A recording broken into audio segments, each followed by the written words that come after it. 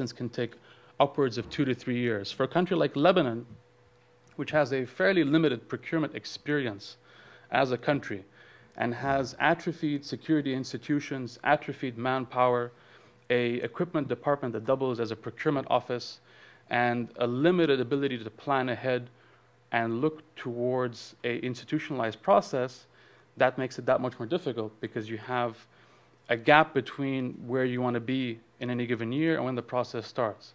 So as you can see, in blue, the FMS process, in terms of actual sales, is delayed when looked at the overall pattern of funding assistance attributed to Lebanon. For someone like myself who evaluates military effectiveness in countries like Lebanon, post-war, divided societies where power is viewed as a zero-sum game, you cannot underestimate or understate the importance of training. The US provides a unique mix of training to the LAF. There's a slide that I haven't put on in this particular presentation that shows the distribution by branch of the armed forces within Lebanon. And by that I mean Army, Navy, Air Force, and others. And you see a fairly good mix of manpower in Lebanon getting training in the United States. It's not just the Army. Even though the overall manpower trend in Lebanon is top-heavy towards the Army itself, the LAF command is cognizant of the fact to send Navy personnel, Air Force personnel, equipment teams, and so on, to get the kind of training they need in order to be effective, even though the forces are small. When one looks at the trends of US training in terms of what this has as an impact on the actual corps, whether it's the officer corps itself or NCOs and enlisted men, the US has trained upwards of 2,400 Lebanese military personnel since 1998, and that is a significant number. About 100 officers retire from the LAF per year, or rather I should say 100 join the LAF per year and about 60 retire. You have a fairly high retention rate in terms of officers and manpower. Training in the United States or by US METs, mobile educational teams, or MTTs, mobile training teams, is viewed as a source of prestige within the LAF. It is a source of networking with former US military personnel, with current military personnel, and there is a fairly high retention rate within the LAF of lessons learned.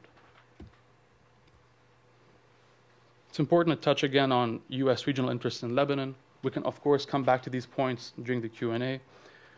I've always been of the position that the US policy overall, in terms of the foreign policy bureaucracy and the security assistance community and security cooperation community, have been geared towards managing Lebanon, not towards instrumentalizing it in any form when it comes to broader US strategic imperatives in the region or in the Levant, more narrowly speaking. It's important to bear in mind, and I give this example to my students, and they're usually shocked when I say it. For most Lebanese, Lebanon's independence in 1943 was automatically recognized by the United States. The US recognized Lebanese independence in September of 1944 because broader international prerogatives linked to the war in Europe, Operation Overlord, and so on, predicated a larger, more long-term view that did not factor in smaller variables such as Lebanese independence. 1958 is not that different either. 1958, in terms of the military deployment to Lebanon by the US Marine Corps, had more to do with the fear of a domino effect springing from the defeat or the elimination of the prime ministership of Nouri al-Said in Iraq than it had to do with actually defending what one could call Lebanese democracy in Lebanon. There's a trend that exists when it comes to US policy towards Lebanon. There are also moments when that trend is broken. 81, 83, 84 is a case in point. 2005 to 2009 is also a case in point. However, the overlying premise and the underlying manpower that buttresses US policy towards Lebanon, that informs security cooperation, that informs security assistance, we're talking about folks who have been working on Lebanon since the 80s, who remember the US Marine barracks bombing, who think about Lebanon as a difficult chapter or a difficult segment of US policy in the region, complex and difficult to manage. So the macro level vision exists, but it limits, unique depth and scope in terms of understanding what the Lebanese tapestry means to the United States and to U.S. security assistance to Lebanon. The bureaucratic dimension is essential. You have a process whereby senior leadership will set the agenda. You have junior personnel who build the cases of security assistance, and then there's a gap between the two, and that gap is the senior leadership that remembers a very different Lebanon, and that always asks the question, why are we doing this in the first place? Again, we can come back to all these points during the Q&A.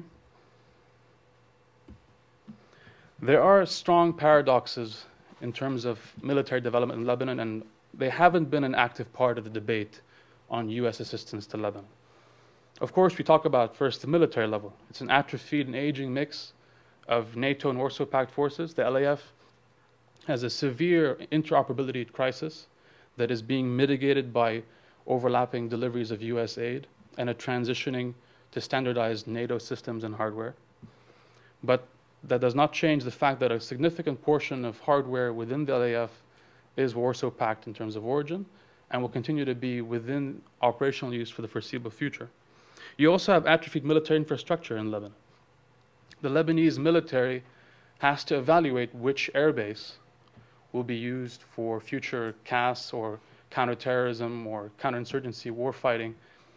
And the reality is that a lot of these air bases have been underutilized, undermanned, under-equipped, under-maintained. So you really are starting from scratch, especially if you think about air power development. It's also a top-heavy officer corps. I'm just going to jump ahead a slide for a minute. The officer corps of the LAF, when compared to that of the US military, and this is accurate as of January this year, which means that for the Lebanese, it's accurate throughout the year. I like to call it the upside-down cedar.